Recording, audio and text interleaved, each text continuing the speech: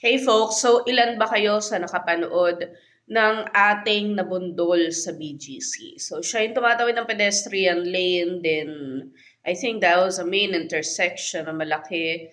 Tapos tuloy-tuloy talaga yung sasakyan. Naka-green light eh. So ibig sabihin, parang hinabol yung orange light or something. So talagang lumipad siya. So, nag-post siya eh. May chismis daw kasi kumakalat nagpa-areglo siya. Well, the thing is, of course, sa bangga ka, you're dizzy and everything. But ang ginawa sa kanya ng Traffic Bureau, di umano, ay pinapirma agad siya ng papel na hindi niya alam, areglo pala. So, akala niya siguro parang, acknowledgement na, alam mo yun, this accident happened, ganito yung nangyari, parang affidavit. Akala niya ganun, hindi in-explain sa kanya. So, ito, ang nakakalungkot. So, si ate girl ay kakakuha lang yata ng work sa BGC. Kasi based sa post niya, sabi niya baka hindi na siya makatuloy mag-work. Kasi nga, sobrang trauma na nangyari. Then, ayaw bayaran ng driver ng maayos yung compensation, yung sa physical pain, yung sa days na absent siya, etc. etc. So, grabe talaga. So, sana ma-actionan to ni Senator Raffy Tulfo in action. Marami na actually nagtag sa kanya, so sana makita niya.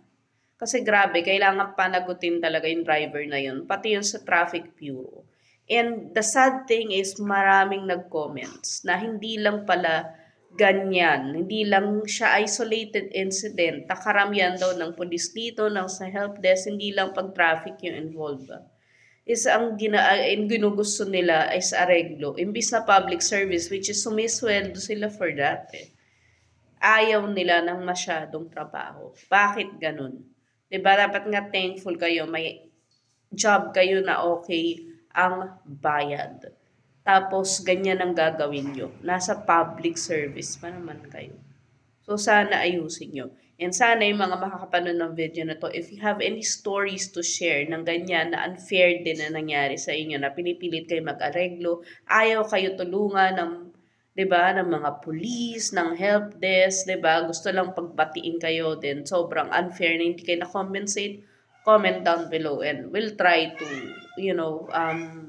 try nating talakay yung story ninyo dito sa page ko na ito. Diba? Dito sa TikTok, if not, I have other pages naman. Tutulungan ko rin kayo.